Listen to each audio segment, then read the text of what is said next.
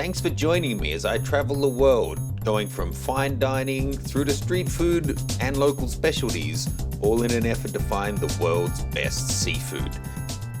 Hey folks, in this episode I'm taking you along to Sushi Sho Masa. Sushi Sho is a sushi master, and there's now a whole series of restaurants by his former disciples or students. This is one of them, Masa. It's a tiny restaurant down in the basement of a building that only seats about 5 people at the bar, which kind of explains the hefty price tag. And embarrassingly, I was over an hour late because I accidentally went to one of the other disciples' restaurants incorrectly, which meant I had to rush through this gigantic multi-course meal.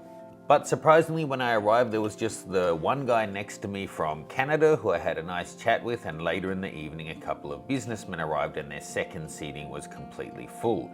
That's Masa there, the head chef, and his apprentice is actually from Norway, I think it was. He's been working for about 6 years. And in this place, it takes them 4 to 7 years before they get to touch any fish. Taking a look around, you can see all the different normal ingredients, all top quality. Some really interesting different seaweeds as an amuse-bouche, and we started off with some boiled octopus leg as the first starter. Now I have to say, the chef's skill was unbelievable. You're going to see it a little bit later, the final presentation of some of the cutting of the fish. But having eaten at a lot of fantastic sushi bars, I'd have to say his knife skills were probably the most impressive I've ever seen.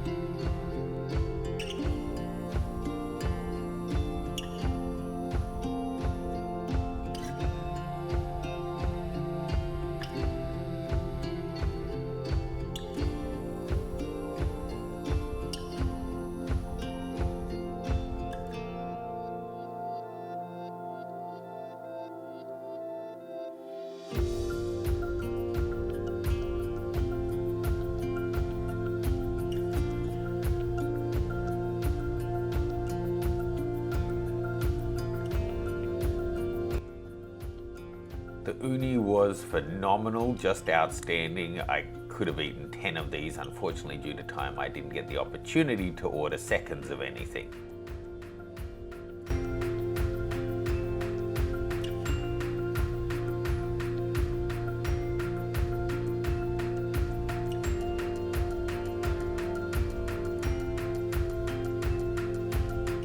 Now this is actually squid sperm. They have a huge sack of sperm for one big octopus. That's about a 10 or 11 kilo octopus, which they boil into kind of a custard, then slice into cubes, and then they grill it to finish off. It was actually nice and, I guess no surprise, quite creamy.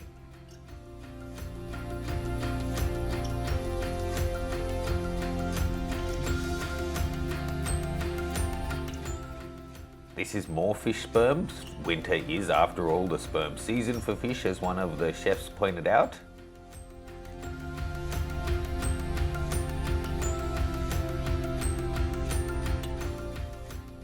Here you can see the chef's knife skills. This is amazing. He's going so fast it almost looks careless, but the exact positioning of the cuts and the depth of each one is incredibly precise. This is really a master at work. Adding a tiny bit of yuzu to the fish and then just wait for the presentation. Unbelievable. Even with my chopstick skills, it comes to life. And the fish itself was also absolutely first rate throughout the entire meal.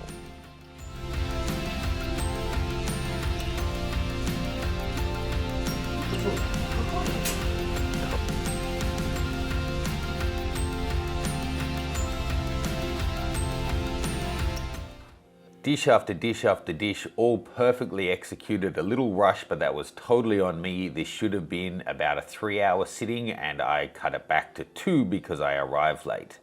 Now this was a standout for me. This is the fattest part of the hamachi, wrapped around a huge nugget of wasabi. The fish is so oily that the wasabi isn't overpowering and just delicious. One of his signatures is giving multiple thin slices of the same fish on a single piece of nigiri instead of one thick piece. And you can see they take their fresh wasabi grating very seriously.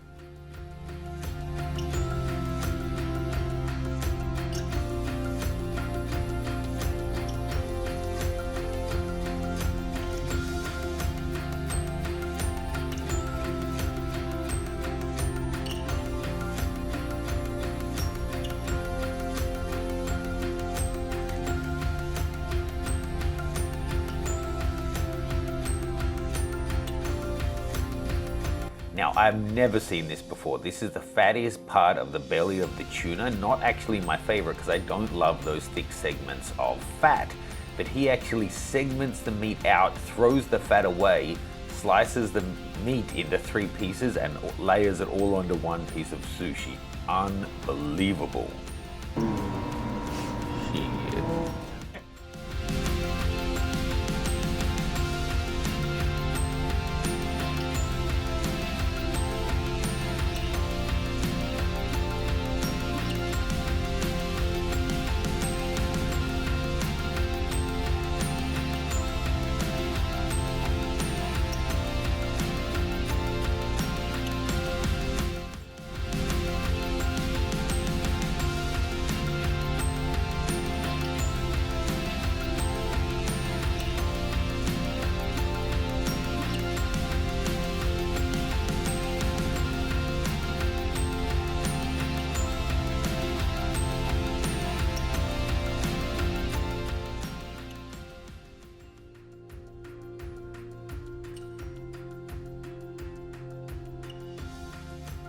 This is a typical dish to finish off the meal with the meat from between the tuna ribs, a little bit of sesame, and then some pickles, wrapped up as a small hand roll. Here, as good as I've had anywhere.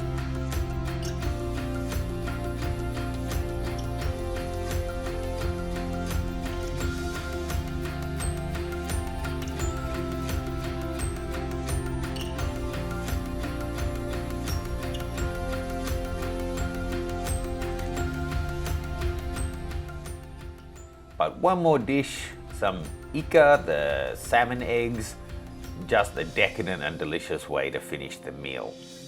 Something really nice about this place, it is extremely traditional, but they're welcoming of foreigners. A lot of the high-end sushi bars aren't. If you don't have a local to make the booking for you, there's things like Pocket Concierge that can make the reservation for you and then you fully prepay for it. Fortunately, I had a friend book it for me, so I didn't have to pay that surcharge. But still, it came in at just around $270 US with drinks. And whilst I ate a whole load, seeing the photos of the guy who was sitting next to me, I think I actually missed out on about 10 small courses because I arrived late. Again, that's on me. An absolutely phenomenal meal with an equally phenomenal price tag. If you have the opportunity, definitely worth checking out. Please do like and subscribe to join me on my future journey to find the world's best seafood.